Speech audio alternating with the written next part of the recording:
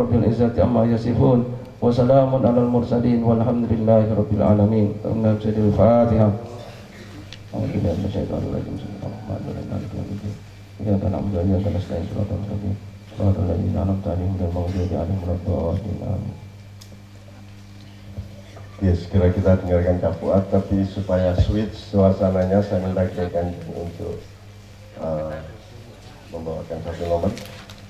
Saya serahkan sepenuhnya, dikumpulkan.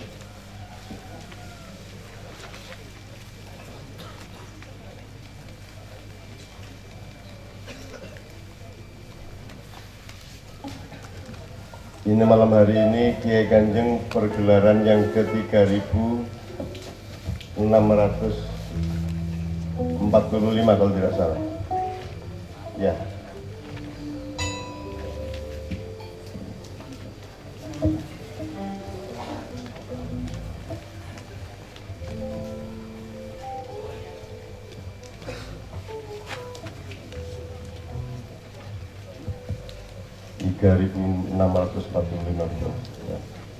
Ya, silakan teman sekalian, supaya kita ke dunia lagi. Tepuk tangan untuk Kiai Kanjeng. Baik, ya.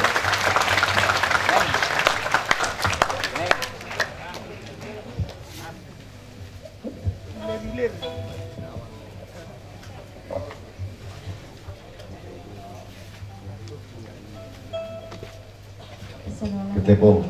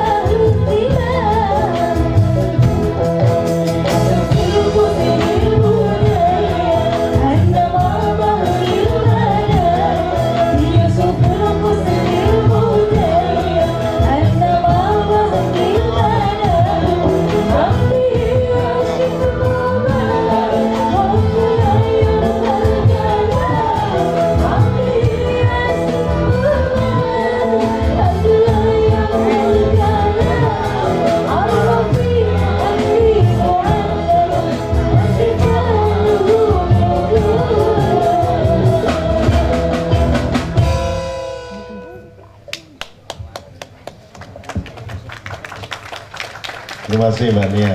Ini dulu yang dinyanyikan pas sama Zainul dulu, tapi yo gak tau latihan karo Kiai Kanjeng, dadi wis saonoe gak apa-apa rek di Mbak Nia iki. Wis pokoke ikhlas-ikhlasan insyaallah.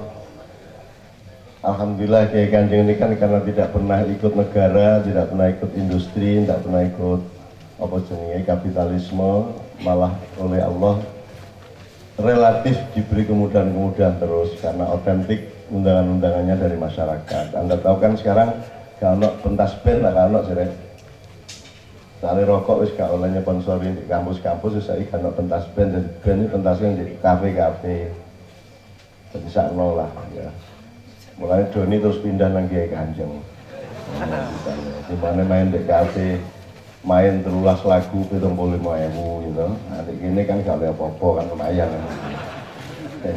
Teman sekalian nih sebelum Cafuat saya minta dengan sangat wallahu alam, tapi sebaiknya kita siap. Kan Anda kemarin mendengar ada berita mengenai suara trompet di daerah Eropa, Kanada dan Amerika ya. Wallahu alam itu hanya Allah yang tahu dan sejumlah orang ya. Ini nanti sekitar jam 3 sampai jam 4 tolong handphone dipateni ya. Itu mungkin ada lintasan radiasi sangat tinggi, ada cahaya yang melintas sangat menyolok dengan radiasi sangat tinggi, sehingga sebaiknya segala sesuatu yang online itu dimatikan. Muga-muga jam 3 wis mari kena awakmu kena bledek iki gagalan kono. Tapi insya Allah tidak ada apa-apa ngarek makyah kan luwih tinggi di frekuensi insya Allah. Di muga-muga pokoknya nek iso gak usah lah di off saja dan bukan di airplane mode, tapi dipateni benar-benar kita jam 3 sampai jam 4. Bukan apa-apa ya kita banyak orang mengatakan gak ono apa-apa, ono gerhana, ya tidak ada lah gerhana, ya gerhana bukan apa-apa, ya tidak bisa no. Allah kan memberi amsal, memberi tanda-tanda. Tanda itu namanya ayat dalam bahasa Arab. Jadi ono apa itu bisa jadi merupakan ayat Allah, kan begitu. Jadi ini bukan kulik, bukan apa-apa, itu kewaspadaan, karena kita harus waspada di kapal batas, karena nanti kita mudah-mudahan ada waktu untuk menjelaskan ini. Katanya perubahan ini perubahan gak mek perubahan politik, gak mek perubahan kebudayaan, tapi perubahan dalam arti yang jauh lebih besar, yaitu pada perubahan peradaban. Jadi bukan hanya geopolitik, geokultur, tapi juga apa namanya perubahan-perubahan yang sifatnya sangat ukurannya panjang. Jadi peradaban itu ukurannya sekian abad, mek kebudayaan mungkin sekian puluh tahun. Politik mungkin sekian tahun gitu ya. Tapi kalau peradaban itu, jadi Anda orang Ma'ya insya Allah adalah satu-satunya kelompok masyarakat yang memakai apa-apa yang tidak dipakai orang.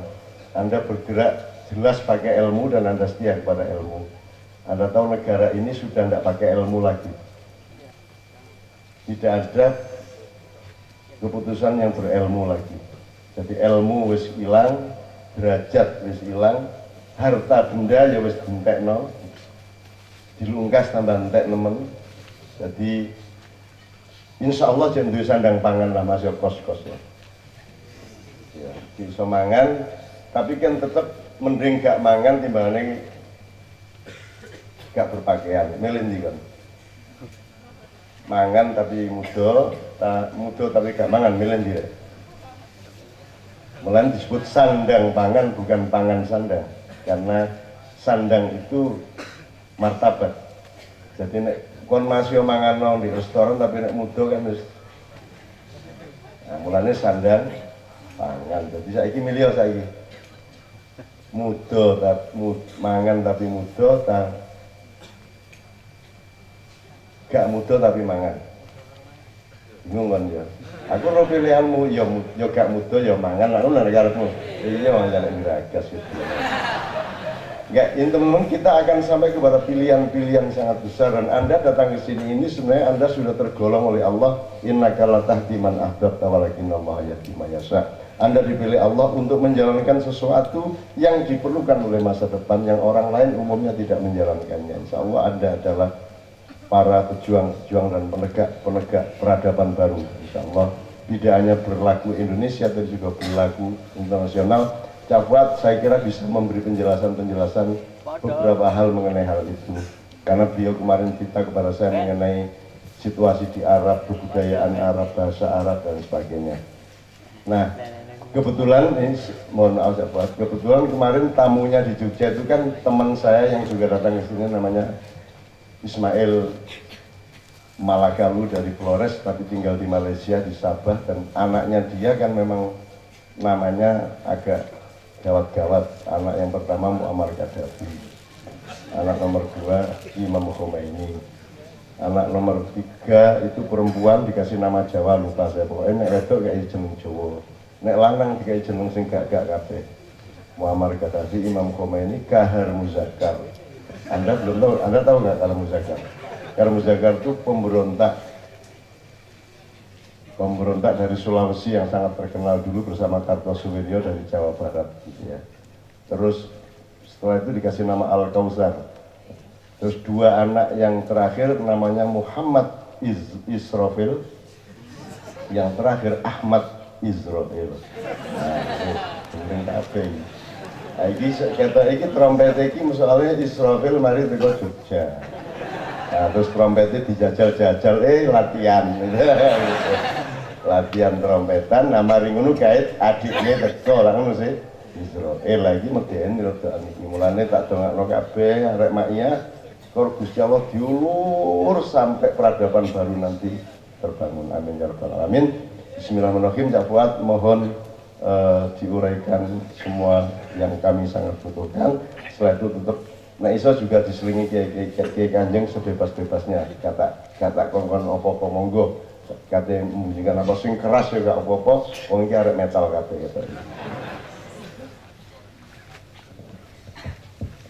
Assalamualaikum warahmatullahi wabarakatuh. Karena malam ini topik kita adalah Dzikrul Ahibba. Ya, ada yang bertanya kepada saya di Facebook, ada kita takon yang melalui Facebook. Ya, kenapa kok dzikro, kok enggak dzikru atau dzikri? Ya. Jadi ini memang asalnya bukan dari dzikr, tapi dzikro. Ya. Dzikro itu jamaknya dzikroyat, artinya kenangan, ya, mengenang. Ya. Jadi dzikro al-ahibba kita artikan mengenang para kekasih. Ya, ahibba itu jamak dari habib. Habib itu punya 3 jamak, yaitu ahbab, ahibbah, kemudian ahibba. Ya. Ada satu lagi ya Pak Muzamil ya, habaib ya. Ya, jadi 4, jadi banyak jamak dari habib itu. Rasulullah SAW suatu hari pernah tampak menerawang jauh pandangan beliau sambil sepertinya menahan tangis. Terus para sahabat bertanya, ada apa ya Rasulullah? Maka beliau menjawab, ya laitani alqa ahibbai atau ahbabi. Beliau mengatakan, duhai andai kata aku bisa bertemu dengan para kekasihku. Maka para sahabat mengatakan, alasna ahbabaka, bukankah kami ini adalah kekasih-kekasihmu? Beliau menjawab, bukan, antum ashabi, kalian ini adalah sahabat-sahabatku. Terus para sahabat penasaran, waman ahbabuka, siapa itu kekasih-kekasihmu itu ya Rasulullah?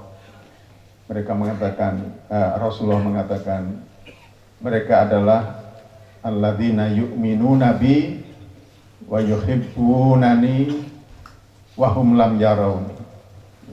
Mereka adalah orang-orang yang beriman kepadaku, mencintaiku meskipun mereka tidak pernah bertemu dengan aku, tidak pernah melihat aku. Ya. Jadi siapa itu? Ahbab Rasulullah itu siapa? Kita ini termasuk, karena kita tidak pernah bertemu beliau, melihat wajah beliau, tapi kita semua beriman dan kita mencintai beliau. Insya Allah mudah-mudahan kita termasuk yang disebut oleh Rasulullah sebagai ahibba atau ahbab, yaitu kekasih-kekasih Rasulullah. Amin ya rabbal alamin. Nah, kemudian ada banyak hadis yang kemudian menjelaskan kepada kita bagaimana supaya kita ini termasuk orang-orang yang dicintai oleh Allah dan dicintai oleh Rasulullah SAW. Saya akan mengambil beberapa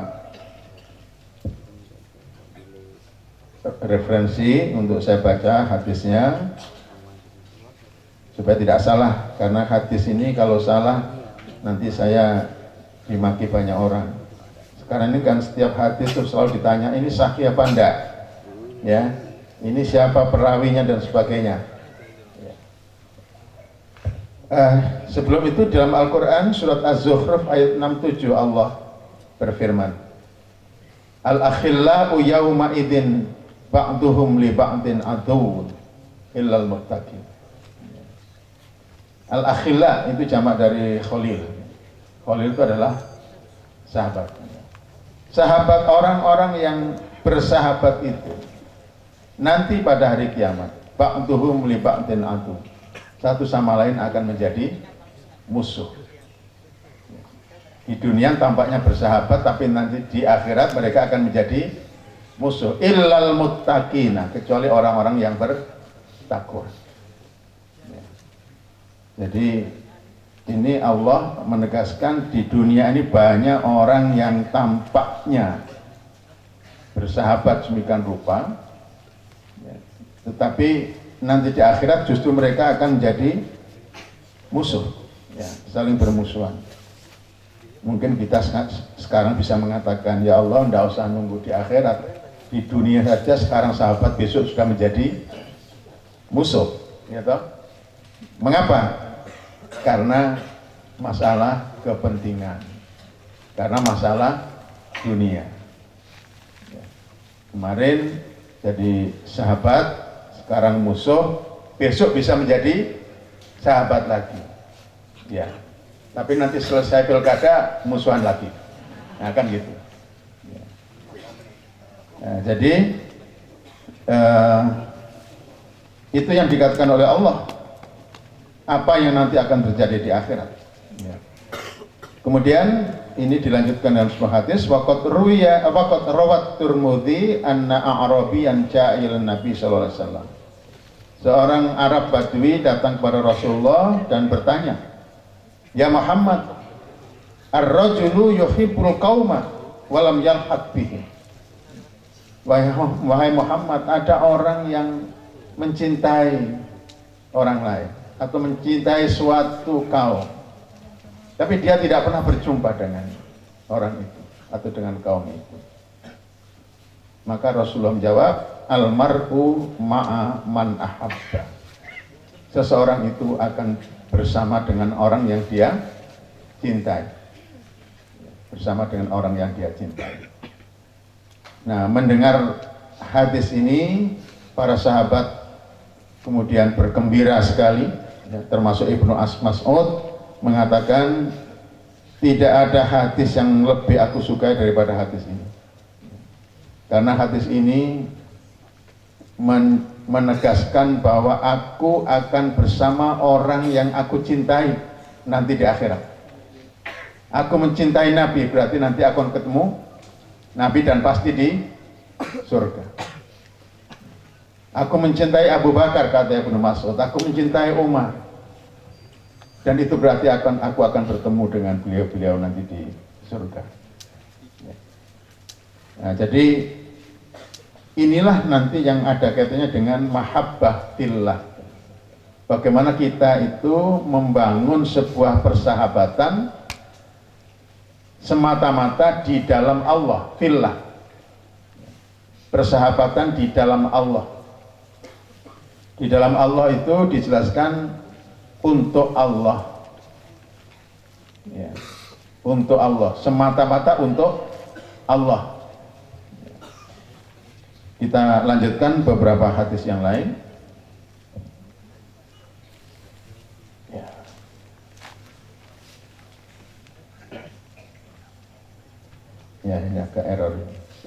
Pakai yang kecil aja.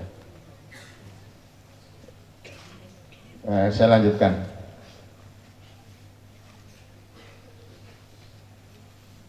Al-mahabbatu fillah, ya, di dalam sebuah hadis yang lain itu dijelaskan oleh Rasulullah Shallallahu Alaihi Wasallam.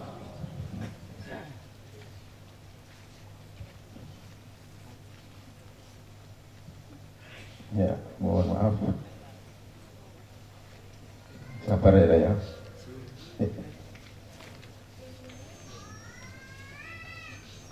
Begini, di dalam sebuah hadis yang sangat terkenal saya kira, Rasulullah mengatakan ada 7 orang yang nanti di hari kiamat akan memperoleh perlindungan dari Allah pada hari di mana tidak ada perlindungan kecuali dari Dia.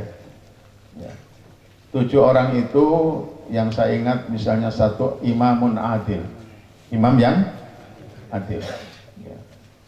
Yang kedua, orang yang hatinya mu'allaqun bil masajid, orang yang hatinya itu selalu rindu kepada masjid. Yang ketiga, anak muda yang tumbuh dalam beribadah kepada Allah. Kemudian yang keempat, seorang laki-laki yang diajak atau digoda oleh seorang perempuan cantik dan berkedudukan tinggi, tetapi dia menjawab, ini akhafullah, aku takut kepada Allah. Ya, nah itu. Nah, satu dari di antara 7 tadi adalah al-mutahabbani fillah, yaitu 2 orang yang saling mencinta di dalam Allah. Itu termasuk orang yang akan memperoleh perlindungan dari Allah di hari di mana tidak ada perlindungan kecuali dari Allah Subhanahu wa taala. Nah, ini saya kira jamaah maya ini paling gampang, paling potensial untuk memperoleh ini. Kita semua datang ke sini apa yang dicari? Waduh, saya datang, saya rindu kepada teman saya sesama jamaah maya. Nah, kerinduan untuk bertemu dengan seseorang yang sangat dicintai bukan karena apa-apa, tidak ada maksud-maksud atau kepentingan-kepentingan duniawiyah yang dia tuju, maka itulah wujud dari mahabbah fillah, mahabbah di dalam Allah. Dalam sebuah hadis yang diriwayatkan oleh diriwayatkan oleh Imam Muslim dari Abi Hurairah radhiyallahu an,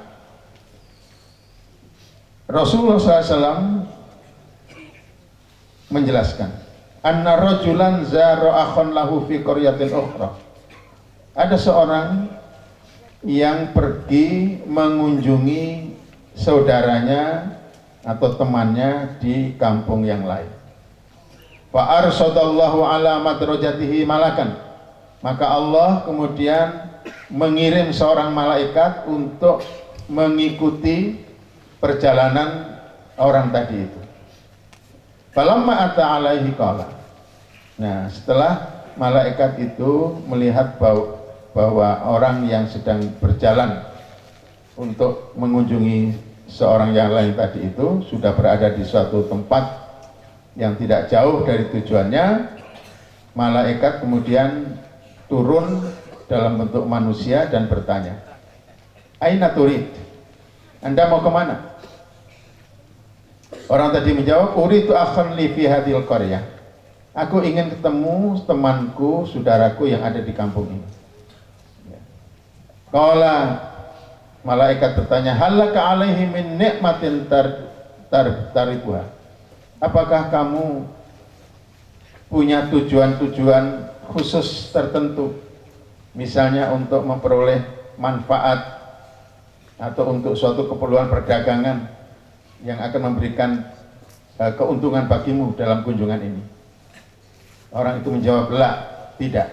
Ghairu anni uhibbuhu fillah. Sama sekali tidak ada tujuan-tujuan untuk memperoleh keuntungan apapun. aku berkunjung ini semata-mata karena aku mencintai dia di dalam Allah. Qala, maka malaikat itu kemudian mengatakan, fa inni rasulu rabbika ilaik. Ketahuilah bahwa aku ini adalah utusan Tuhanmu untuk menemuimu. Innallaha qad ahabbaka kama ahbabtahu fi.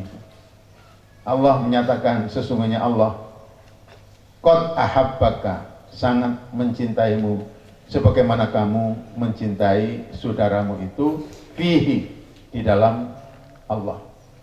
Ya. Jadi itu yang tadi saya katakan, kalau antum-antum ini berangkat ke padang bulan, di samping untuk memperoleh pencerahan, di samping juga untuk menghadiri majelis ilmu, tapi jangan lupa juga tanamkan niat bahwa Anda kesini juga ingin bertemu dengan saudara-saudara yang lain tanpa ada kepentingan-kepentingan duniawiah yang menjadi tujuan. Maka itulah salah satu wujud dari al-mahabbatu fillah, mencintai teman, saudara di dalam Allah, yaitu suatu persahabatan, satu persaudaraan yang di dalamnya tidak ada maksud-maksud untuk memperoleh keuntungan duniawiah. Kalau itu kita lakukan dan itu sudah menjadi naluri kita ketika berangkat ke padang bulan, maka insya Allah kita akan termasuk orang-orang yang disebut tadi itu al-mutah